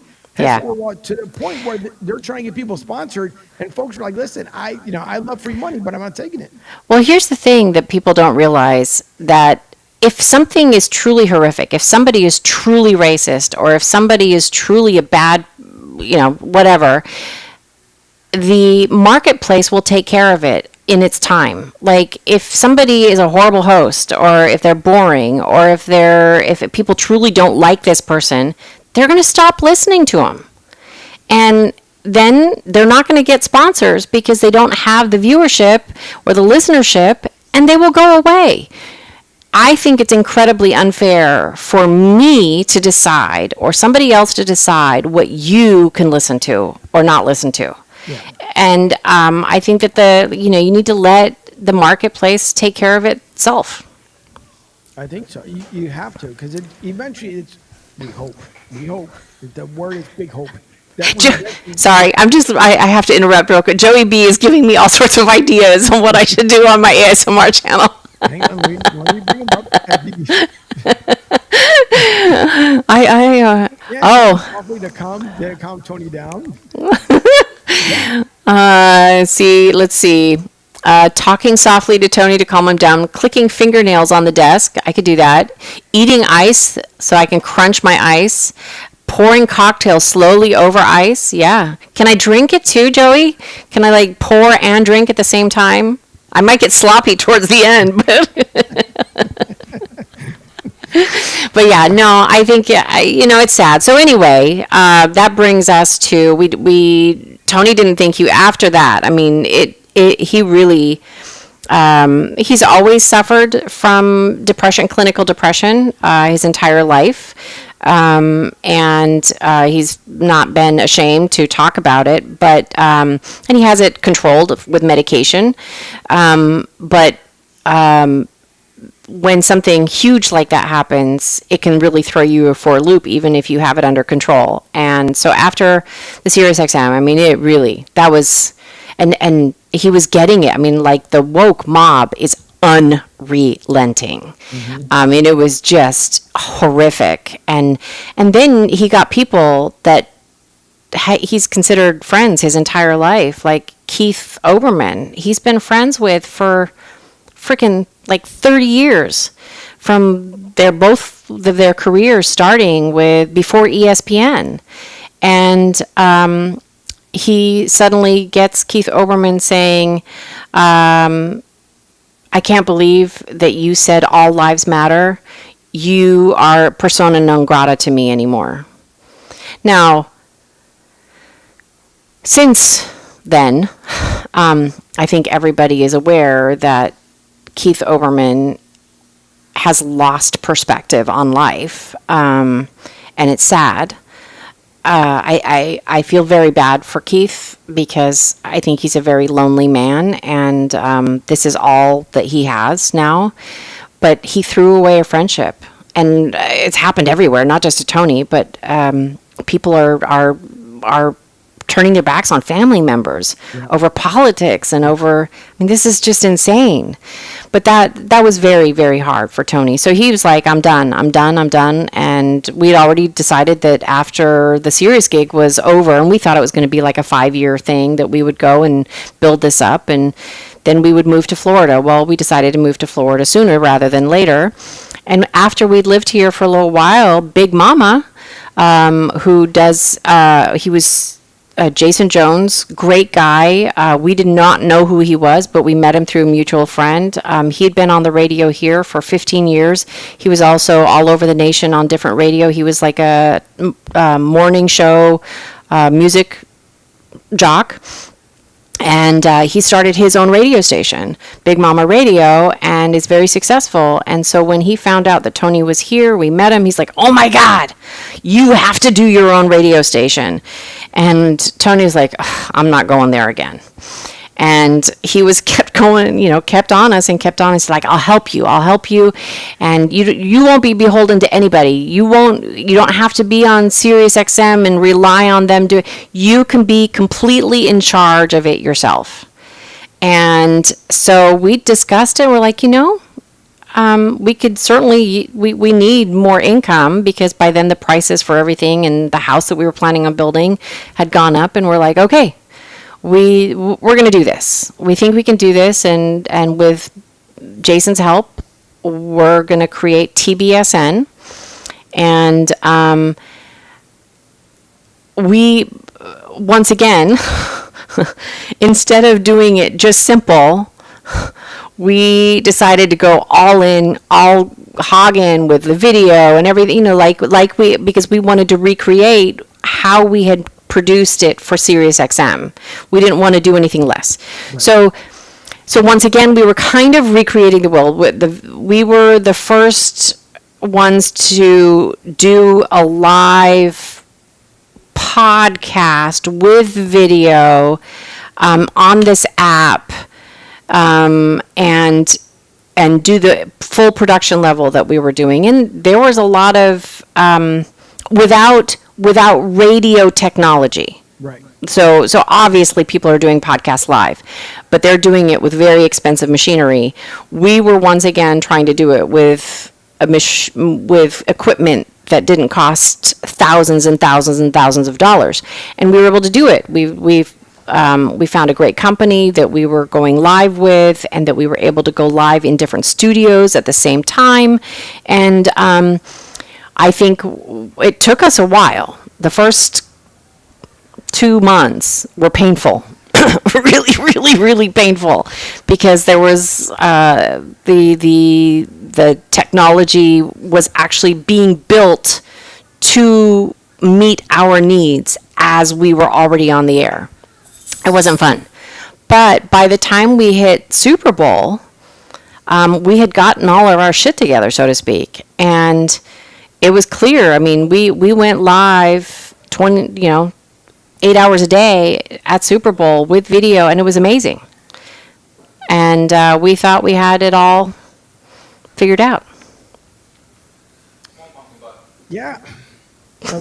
It was, I think the learning curve, I thought, and there's a lot of things too that people don't know. So one great thing I think about Miss Robin is, as much as you like to dabble into computers and the software and everything else, if she's learned something new, it's, hey, Andrew, you got a minute? And we'll both go back and forth. Same thing. I'll go to Miss Robin. Hey, Miss Robin, did you find out about this? And that was kind of the fun part that was then building up to lead up to the station. And I think the bigger one was not only just because of the crossovers. I thought the crossovers were a lot of fun. We always ended up enjoying it. And one night that I did sneak up to you guys, and if I can somewhat recreate it here. So Tony and Miss Robin were on air. Now, mind you, they couldn't see me when I would pop on because they would normally end up hearing me. And so Tony would say, coming up next, Martinez, the company of not Miss Robin Entertainment.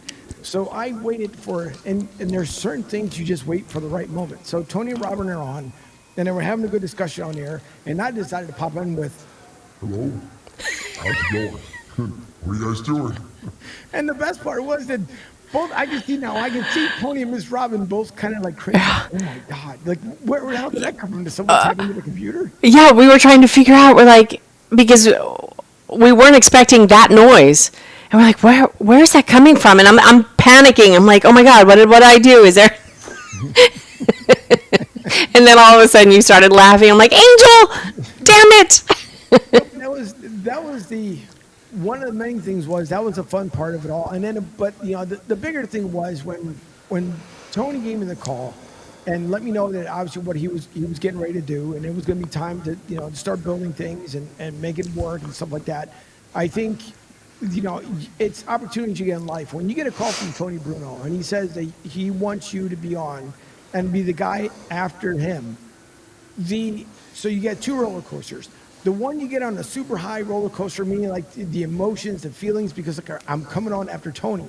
Then that same roller coaster you were just on now drops, like it goes underground, like, wait, I'm coming on after Tony. So it's because of how Tony and the years and how he's built things up. And then now you have to be the guy behind Tony Bruno to keep the audience and then try to build up from it. And Miss Robin, who gave me probably one of the better advice, she was like, just be you. You'll get better at it. You'll have fun with it. And it was the learning curve from it, because doing stuff differently. When I started Broad Street South, like Miss Robin was talking about, when you go from like a once a week broadcast or, 2 weeks when you're just doing a regular, a podcast, it's completely different. Once you get into the realm of the digital marketing media, how everybody's trying to do it right now, and not everybody can perfect it, but as people are trying to do it, that's when you start getting advice from like Miss Robin and Tony, like, handle it this way, do it like this, and you absorb it because it's people who've been on air, and they're trying to build you up to make sure that, okay, this is good, how about try to do this? And I think that was to me that was the fun learning part of it, because I would listen in to the shows that we had out throughout the day, and it was just learning from you guys and how to feed. Okay, Tony he comes down on this, but he lifts up on that behalf. And then to be able to do that, and then finally starting to get Tony's folks to start listening in, that's kind of like when you felt the breakthrough, like, oh, all right, I'm actually doing something good here. Well, I said this before with Tony, that he recognizes talent in people and kind of lets them go. And he might give them a few suggestions here or there. And obviously, he recognized that in you, Angel. I think we've seen you grow so much. When you first started Broad Street South, like you said, I don't know how many years ago did you start it? The same time you guys did, in 2020. Really? Was it that long ago? Yeah. Okay, so in 2020, and honest criticism of you back then, you were so worried about the technical aspects of it, right? Like getting it right and being professional, not looking like some schlub that's just off the streets. Yo. So you were very professional, but you were very rigid. If I had a criticism of you back in the day, that you were very rigid, right? And that was the one thing that I think that we noticed your growth, and you weren't quite as rigid, but you were still very concerned about coming across as super professional, which you still are. Don't get me wrong, but that was the one thing I said, if I were to give you any advice, and Tony, this is coming from Tony as well, that I said, have fun, because we know you off the air, right? So we knew you have this amazing personality, and you weren't allowing that full personality to come across over the air. And I said, anybody can go on and do a show and be professional if they really work at it. but it's the personality that's going to get people to stay. And that's how come Tony has fans that have followed him from year to year to year to year to year and showed to station everywhere, is because of his personality.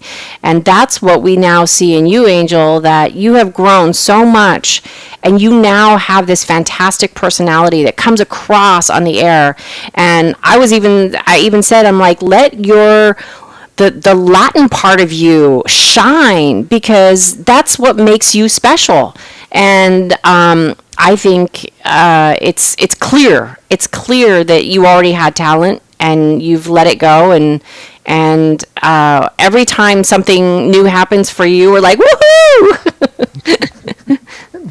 No, I appreciate it, because I remember when you guys said that, because when I got the call from the Orlando Predators to do the Spanish broadcast, and I was able to share, so I shared the story with the National Predators, or the National Cats, excuse me, that were, they were in Orlando, and it was rare that you had an AFL team. The way things ended up working out this season wasn't exactly the way I wanted it, but now it's being redirected. Jeff Fisher is going to be the commissioner, so a lot of things are going to end up changing.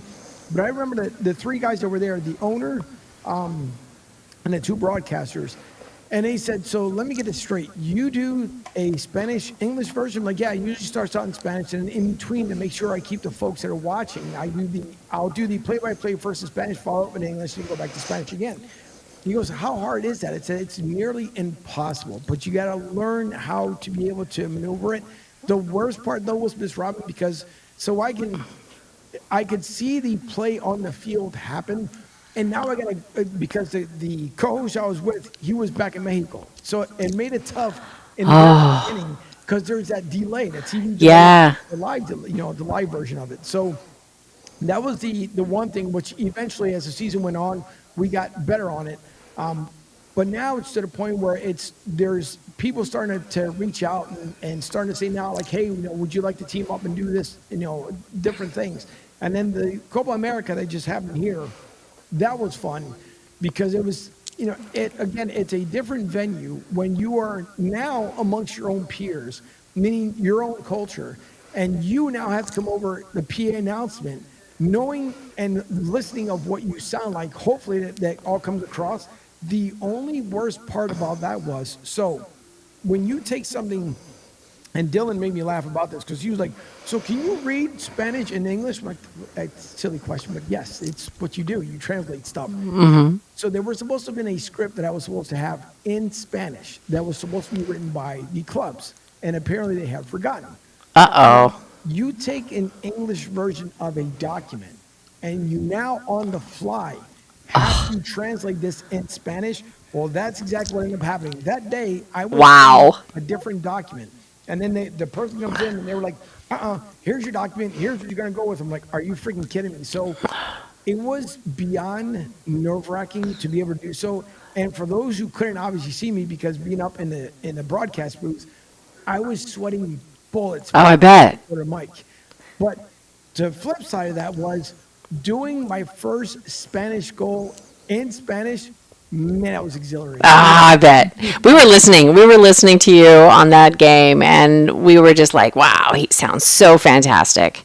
You did such a fantastic job. I appreciate it.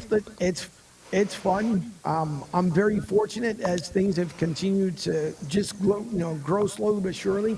And now being able to work with USF has been a lot of fun. That comes with its own little small headaches, but it's fun, and it's just, thanks to you guys as well, because again, that bringing out that fun personality side of it, that was a thing. And the other, there's a lot of stuff, man, there's so many things I end up talking about, because the other part behind the scenes as well is, so Tony and Robin are leaving from their studio next to Big Mama, and they're on their way home. There's nothing more fun than when you're on air and you're talking to somebody, Miss Robin sending a text. No, say it like this or do it like that.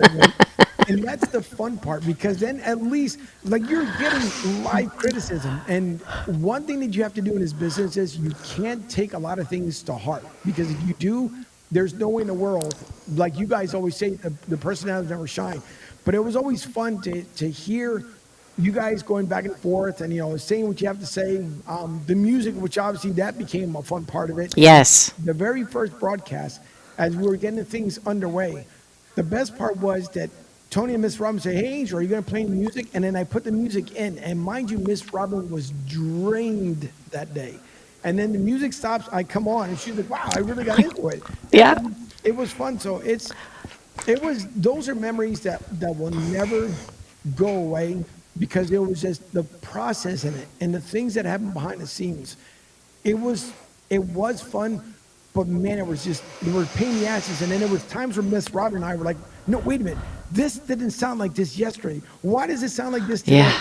And it was so much, but to me personally, it was so well worth it. Even the months leading into the first live broadcast of the shows, I think the only ones that I felt the worst for, and I think all of us did, was for Luby and Defoe, because they unfortunately, I think, had the most amount of headaches leading into everything, finally getting them to where they needed to be. But the same thing, I mean, everybody pretty much took it in stride, I think. Right. Well, there's there's a learning curve for everything. And anybody that's ever worked with any kind of audio, computer equipment knows that you get something set up and the next thing you know, the computer has decided to change something on its own. You're like, what the? Why are you doing this? Especially PCs. I don't know what it is about PCs, but they're like, oh, you have this audio connected here? Nah, let's just change that. And so you come back the next day and you're like, it was working. What the hell happened? But once you know what to look for, you can get it all worked out. But like in Defoe and Luby's case, Luby had an old computer, and somebody somewhere in his life had told him that if you have a laptop, you should charge it, and then once the battery's completely charged, you have to unplug it so that your battery doesn't not charge fully again the next time around. You have to let it completely discharge before you plug it back in again. Well, that used to be the case when you had batteries that would had like a memory in there. So if you didn't allow it to completely discharge and then completely charge up again, it would then only charge up halfway, or so it was an issue. But the batteries have now changed, so you can leave it plugged in all the time, or you can unplug it and then plug it back in 5 minutes later. It's not a big deal. Well, I did not know he was doing that. And so we kept trying to figure out how come he would start the show, and then halfway through, suddenly there would be like this garbling going on. Well, the program that we were using required the full computer processing to be at full capacity. And for those of you who do not know this is one of those silly technical things that in a computer, as the battery starts getting less and less and less, it will start shutting down certain processes so that whatever it is that you're doing stays what you're able to do. Well, a lot of times the processes that it starts shutting down behind the scenes is what we needed to make sure that the audio was going across correct. So we were just at a wit's end. We're like, why? Why is it their show is the only one that's having this sort of like weird garbling thing going on? What the hell? And we were like, is your battery charged? He goes, yeah, no, my battery's fully charged. At the beginning of the show, yes. We finally figured it out when we had somebody else, the guy who developed the program. He's like, I'm just gonna log into his computer from remotely, and I'm gonna watch during the show, and I'm gonna see and see what's going on. And then he texts me and he goes, the power's not plugged in. And I said, what? And he goes, no, he doesn't have his power plug, and the battery's like getting towards empty. And I called him after the show, and he goes, yeah. And he explained to me what he did, that he would unplug it because he didn't want he wanted to be able to make sure it would charge up again the next time. I'm like, oh my God, Libby, no, you have to leave it plugged in. So those types of things, and that took us weeks. We couldn't figure it out for weeks because we thought it was something else. I think that I'm waiting for Luigi as he keeps passing by everyone. I know. I'm waiting for him to come up with a sign as he goes across the telephone that he normally does. But no, the one thing I thought about too was I want to say it was day one. So if you guys have ever watched Forrest Gump, and when he's getting ready to talk at the Washington Mall, and then here comes, it was a military person, couldn't remember the rank, but he goes around, he starts unplugging all the cords, and then Forrest is talking, the girl comes over, starts hitting the guy, and we just, which wire? I'm almost certain we were live. And there was something that didn't sound right. And Miss Robin had already plugged everything up. Like, we ran the test. Now, mind you, we worked on this Saturday into all day Sunday. Oh, so we're back. Yeah, Super Bowl again, Super Bowl week. So it gets to Monday, and we're both scratching our heads like, wait, something doesn't seem like it's right. So Ms. Robin goes back in her notes, takes a look at something. Now, we go into commercial break, and it's that scene probably describes it the best because nope, unplug this one. It's like watching surgery. 4 steps, nope, skin, knife, there we go, plug it back in.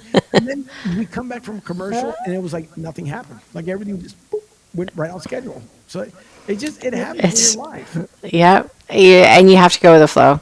That's one thing I've learned is that, I might be stressed in here, like I just want to scream and run away, but the show must go on.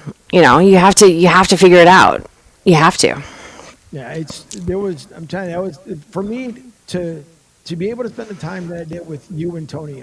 It was fun. The one breakfast with the one gentleman that stopped with us that morning, where I think it was like cinnamons and the coffee. When he said I can't remember if he was a trucker or something else. I know he was from Georgia, but we had sat and spoke to him that morning before we made our way over to the convention center. And then first of all, the prices were ridiculous, absolutely insane. One slice of pizza, I think, was $23 or something crazy like that. Yep. Yeah.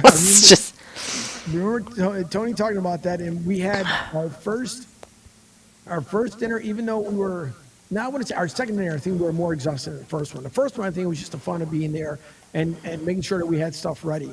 And then the second one, you can kind of feel like we're a little bit tired there. And then the next morning, because we're all thinking, just like you guys, there'll be, breakfast and stuff down there. And we get down, like Miss Robin and I are walking down, and mind you, we're waking up at about 4-ish in the morning. Mm-hmm. And when you're amped up, you'll sleep, but you don't sleep as good because you're right. ready. And so here we are, we jump on a tram. We get down there and we're excited. You have to go through the super security, and then you walk in and it's like, wait, what? There's nothing. There was bottled water. Day one, there was bottled water. But then after that, it started getting less and less. And call me crazy, was it not Wednesday morning that we almost had to wait until 9 o'clock in the morning? Because that guy. I think so. Yeah, it was the guy that was like, oh no, our contract, our union, whatever it was, wasn't here, so we have to wait. It was on display, but then as quickly as they put it out, it was just gone. It was insane. Thank God for Donnie Bull Wings. Well, no, thank God for you. The one night that you went and got a case of water, you walked. Like, this was, so Angel was amazing. I think that, I forget what day this was. It must have been that same day. Was it Wednesday? And we knew that the water was running out. We didn't have water for ourselves, let alone any guests. And so I was like, we need to go get water. We need to go get water. Angel volunteered. I did not know that he had to walk like down a Vegas block to where did you get it? CVS or Target or I don't remember where you went. And then you and he comes walking the next day and he's like, all right, I got the water. And I'm like, oh my God, you walked the entire time. And you were as exhausted as I was. I can't believe you did it. No, it was, because if not, we definitely would have been screwed. Yeah. It was fun. I was also talking to Debbie at the same time because she had not arrived yet. Okay. So I was on the phone with her as well. That was the fun part. The fun part was I had forgotten my Bluetooth. And so I have the water on one arm and then the phone on the other. Oh my God. I'm going down the street. I'm looking just like a monkey. Honestly, Angel, I don't know what I would have done without you because there was nobody else that was willing to do what you did. And you went, like I warned you that it was going to be crazy. I didn't know that it was going to be that insane because I thought that there were going to be more people that were also helping. I won't mention names, but it ended up you were my only person that I could rely on from the moment we arrived to the time we left. And I've said it over and over again, but I will say it publicly. Angel, I cannot thank you enough for everything that you did. So you were my saving grace. No, it was well worth it. It was definitely an experience. I think the other part too, when we all arrived at the airport, which is funny because even though it's the 2-hour separation between us and where you guys live, but for us to arrive within like 5 minutes of each other, the fun part was I'm going to Miss Robin, like, okay, where are you exactly? Now in Vegas, because there's so many different points that you get to take it off to, she was like, oh, we're in the red zone, but you have to take like the blue elevator. I'm like, oh, It's a very confusing system down there. yeah. And then we're standing there, and I go up to Tony, give him a hug of Miss Robin and all, and then we're waiting. Like, all right, we're just waiting for the bag. So I figured, well, I needed coffee because I had 0 coffee leading up until I got to Vegas. Mm-hmm. And then I'm standing in line, and then I look over, I'm like, oh, they're getting the bags. Well, screw it, I'm not getting the coffee. So Miss Robin looks at me, she goes, aren't you getting coffee? I was like, nah, I'll just wait until we get to the hotel. Well, mind you, because we're going to go check in to go get our rooms. Then we're going to go check our credentials, everything else. I did not get coffee that evening until we sat down at the convention center bar where we guys had drinks, and it was like 7:30 that night where I finally had my first cup of coffee. And then you're like, I'm finally having my coffee. I'm like, what? No, it was so well worth it. It is hectic, I will say. Doing a setup procedure and everything else. Not only that, but listen, it's rare, super, super rare. And I don't mean like Miss Robin never throws things, but it's super rare when you see kind of like the small Incredible Hulk that comes out of there, because what you had to go through with the baggage and then to resort things. And people don't understand, like, this equipment is very sensitive. And so when you ripped open the case that you guys had the stuff in, and even before you open it, I'm like, I know they went through this. Tony, I know they went through this. And sure enough, she opens it up and like, wow, it just looked like a big scrambled mess. Yeah, it wasn't on the way out. They actually did a pretty good job. On the way back, and it wasn't the airline. It was the what do you call it? The security. Why can't I think of the name? Oh, yeah, I know what you're talking about. Anyway, airports. They've checked your bags. TSA. They actually damaged our equipment. And I was supposed to, I filled out all the forms. I went back and forth with them for over a year. And they said, yeah, no, we see you. Yes, you have a claim. And they still have not given us the money back. We had about $2,300 worth of damage that we did not get back. Wow. Yeah. You know, they say if there's anything is, by the way, you had 2 more sounds that came in. Joey B said, scratching sounds on Tony's bald dome. He'd like that. Thung Dad says, straw slurping sounds. And then he finishes up with, let's fucking go, Angel. So, which I do appreciate. But, yeah, there's certain things they say that if you ever regret things in life, the only thing that I regret, and it's just because we were so tired at the end of the day, was that we didn't have the opportunity, the 3 of us, to walk down. I don't care if it was just a block down the Vegas Strip. Yeah. Because I would have loved for Tony's reaction because the girls, they come around, they want to take pictures and all, but there's always a catch that goes along with it. That's the one thing I wish I would have been able to see Tony in action if one of the girls would have approached him for a picture and then tell him the reason why and how much it was going to end up costing him.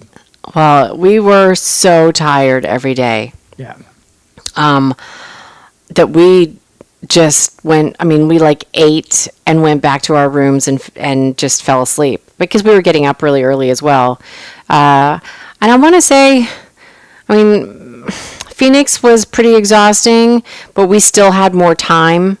We had no time. And actually, Tony and I booked our flights to Vegas for the same amount of days that we do normally. We normally come in the Saturday or the Sunday before Super Bowl, and then we stay through that weekend, Super Bowl Sunday, and we usually leave on either Monday or Tuesday, depending on flights. And that's what we had booked, and we'd booked the hotel for the same amount of time. And then halfway through the week, we realized we were so tired. We didn't want to even stay for Super Bowl. We wanted to leave. We wanted to still be able to, and we were still able to get flights out because everybody was trying to get in, not out. So we changed everything. We canceled. I was lucky. I had to fight. I had to kind of argue for it because we had prepaid for our hotel room. So I made some stupid excuse that it was an emergency. It was the only way I was able to get out of it. But I was able to cancel our hotel reservations for Saturday, Sunday, Monday night, and change our flights and get a refund. Thank God. Because it was that Saturday and Sunday. Friday, Saturday, and Sunday night were the most expensive. Like the prior to. If you come in early, especially in Vegas, the hotel rooms were like, I don't know, $100 a night or whatever. But by Friday night, the pricing went up astronomically for each night. So Friday night was like $250, Saturday night was like $500. This is insane. And we were just like, we just want to go home. That's all we want. We just want to go home. I don't care. We missed one of our very, very, very favorite events to go to. The two ones on Saturday are the Lee Steinberg party and the Taste of the NFL. We're like, I don't care. I just want to go home. It was exhausting. Well, yeah. You figure we went to, Debbie and I laid in bed. So we finished up, we packed everything up, ended up going back to the hotel. I want to say that I think we were watching something. It was like 7:30 Vegas time, local time. And then I think we didn't wake up until it was time for us to really kind of start getting ready for the airport on Saturday. It was draining, but it reminds me of another story. Joy B, by the way, says, Ms. Robin, thanks for sharing all the background on the past few years. Amazing.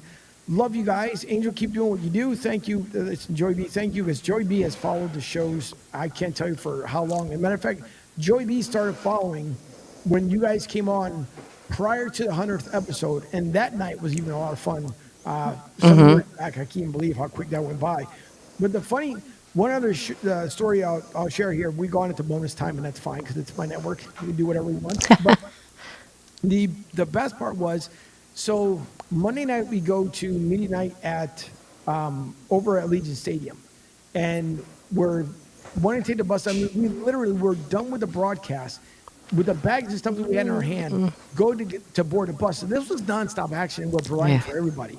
So we get to we get over to Legion Stadium, go upstairs, we grab a quick bite to eat, we end up going downstairs. Now, when you walk with Tony and Robin, if you get minus the bus and leading into Allegiant Stadium, go somewhere inside with the both of them. You can't go more than 5 feet where you get stopped.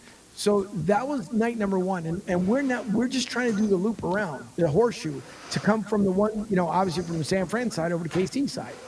Then I think it was the second night, we went to where they had the Indy race, and then we get there, and Miss Robin and I, we get off the bus, and she says to me, okay, after we get out from the other side of the tunnel here, just to let you know, if you want to go eat sweet, you might as well go ahead, because Tony's going to get stopped. No more than she says that. As soon as we shoot out the tunnel, Tony gets stopped. So, yeah, it was that.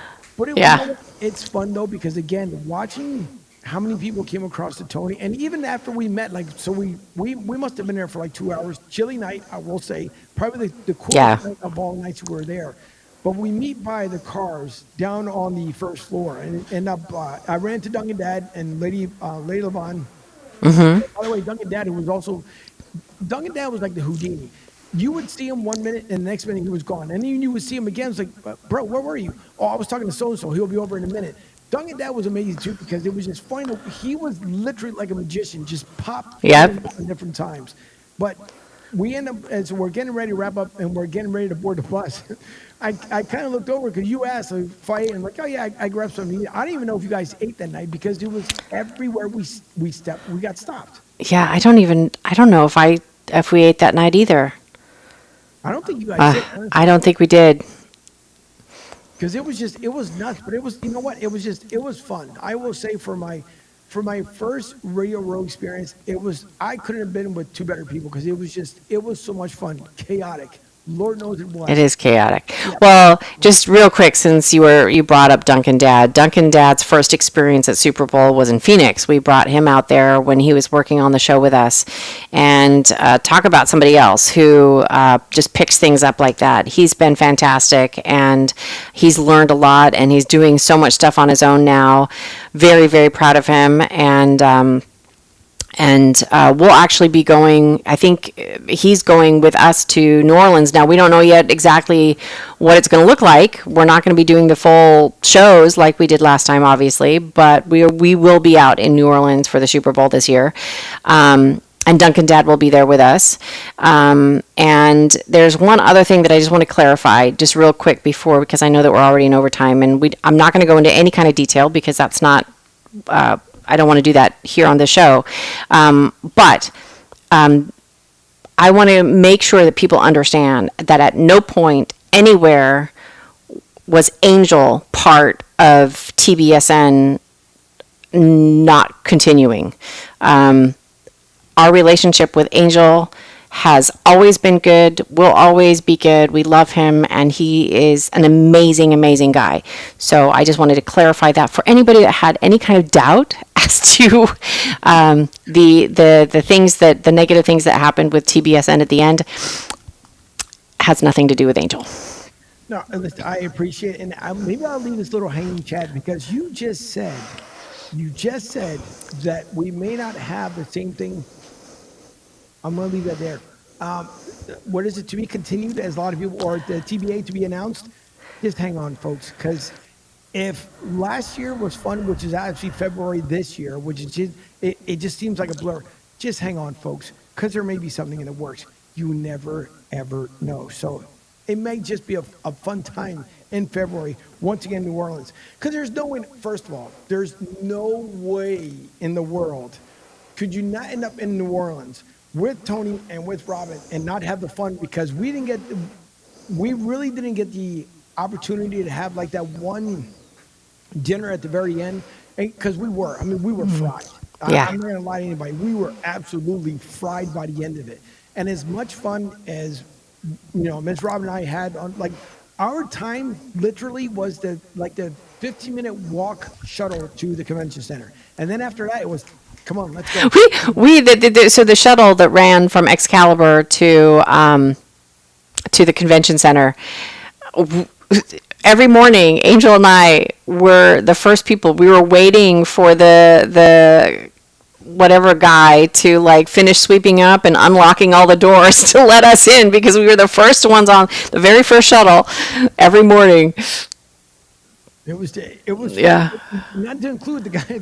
So there was a gentleman that we pretty much got them to meet him as far as a friend at the end of the week, because we go up. We were, literally like the first two people up there. I think up until when everybody started coming into town. And the guy was like, "Oh, I just cleaned that car. Don't take that car over there. Take the one here to the right. It's nice and clean and ready for you guys." Yeah. And on the way into the convention center, the video wasn't on behind us. So if you guys are ever taking the tram, there's the Blue Man Group. They're on there. By the way, we ran into them Tuesday night. They were a lot of fun. But on the way back, we're beat. We're tired. It's a long day. The video that plays, a promo for the Blue Man Group, it is, in our opinion, maybe Miss Robin, Tony, myself can say it, but it was like obnoxiously loud. Now, we understand it's because of hype, but when you've had over a 14-hour broadcast day, not to include the stuff that goes on behind the scenes, when you get in, it's almost like, okay, yeah, we talked to everyone, blah, blah, blah, this, and the other. We get in the show, we are having fun with everyone, but dear God, that video was so stinking loud. I think by Friday, I was so done with that video. I didn't want to hear anymore. Yep. Agreed. I just you just want to go into a decompression chamber and just I just want silence. Yeah. Silence. Yeah. That we definitely did, but it was fun.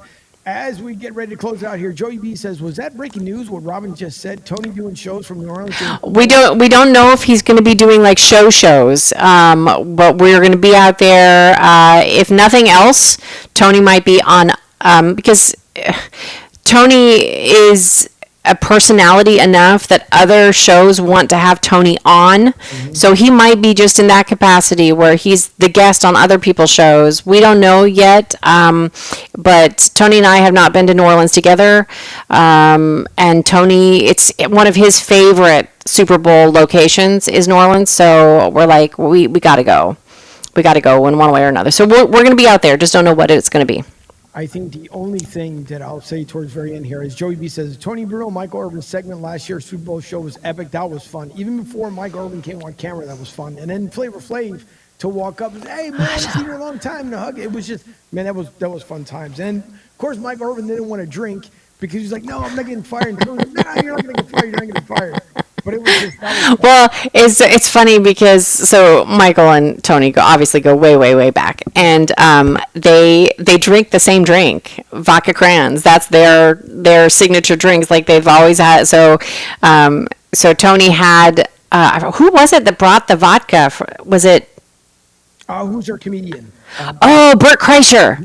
Bert Kreischer had his own vodka. So he was there like, oh God, 100. I think he was one of the first, he was like a 7 a.m. Interview with Tony on Friday, I want to say. And so he brought his own vodka, and then we had vodka, and Tony hadn't drank it all. And when Michael came over, he's like, what's that? And Tony's like, I'll share. But you did, but it was again. Tony was by that time. Tony was. I mean, he was pretty tired. Friday was just an action-packed day. You talk about trying to squeeze in person after person. Yeah, it was an action-packed day. But the only thing that would have made it so, I came up with an idea, and if Miss Robin and I could have made it work, it would have been terrific.